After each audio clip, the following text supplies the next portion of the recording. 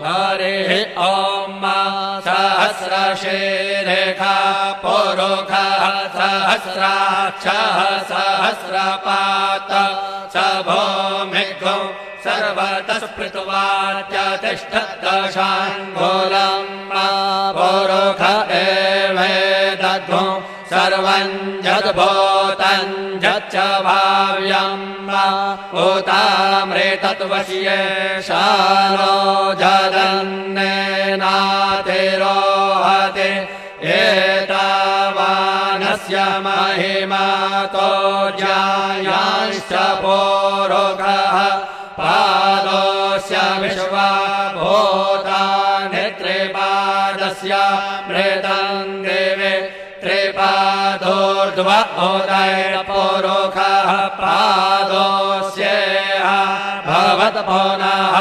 ततो विख्वं व्यक्रामत्साशनानशने अभि ततो विराडजायत विराजो अधिपुरुषः स जातो अत्यरिच्यत पश्चाद्भूमिमथो पुरः तस्माद्यज्ञात् सर्वहोतः सम्भृतं प्रेखदाज्यम् पशुंस्ताश्चक्रे वायव्यानारण्या ग्राम्याश्च ये तस्माद्यज्ञात् सर्वहोतऋचः सामाने जगन्नेर छन्दोघोषे जगन्नेर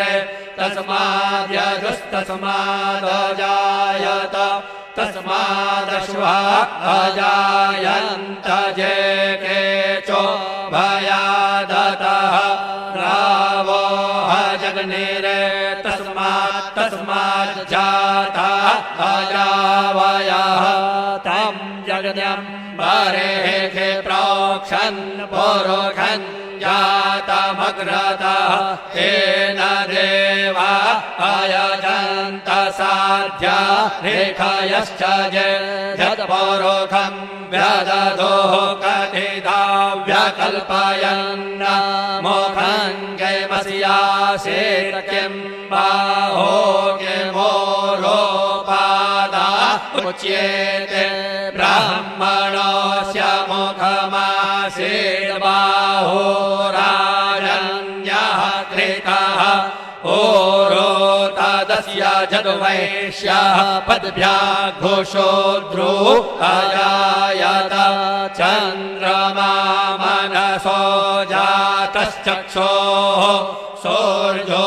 अजायत श्रोत्राद्वायुश्च प्राणश्च मुखादग्निरजायत नाभ्याः आसीदन्तरिक्षगो शीर्ष्णोद्योः समवर्तत पद्भ्यां भो मृत्तिशः श्रोत्रात् तथा लोकान् अकल्पयन् जत्पुरुषेण हविखा देवा जज्ञमतन्वत वसन्तोऽस्यासीदाज्यङ्घ्रेघ्म इदमः शरद्धवे सप्तास्यासन् परिधायस्त्रीः सप्तसमिधः कृताः देवा जत्यज्ञन् तन्नवाना अवदनन्न पुरुषं पशुं जगन्येन जगन्यमयजन्त देवास्तानि धर्माणि प्रथमान्यासन्न ते हनाकं महिमानः चचन्त यत्र पूर्वे साध्याः सन्ति देवाः अद्भ्यः सम्प्रीतः पृथिव्यैरसा च विश्वकर्मणः समवर्तताग्रे तस्य त्वष्टा वेदधद्रोपमेति तन्मर्त्यस्य देवत्वमाजानमग्रे वेदाहमेतं पुरुषं महान्तमादित्यवर्णन् तमसः परस्तात् तमेव वेदित्वाते मृत्युमेति नान्यः पन्था विद्यते तिश्चरति गर्भे अन्तर्जायमानो बहुधा विजायते तस्य योनिम् परिपश्यन्ति धीरास्तस्मिन् हतस्थुर्भुवनानि विश्वा जो देवेभ्य आतपति जो देवानां पुरोहितः पूर्वो जो देवेभ्यो जातो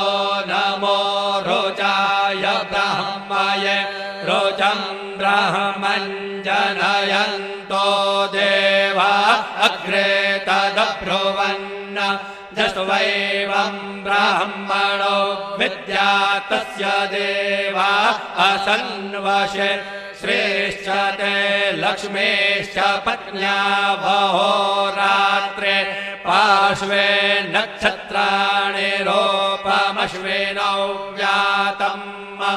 इषणन्नेखाण मुम्म एखाण सर्वलोकम् एखाण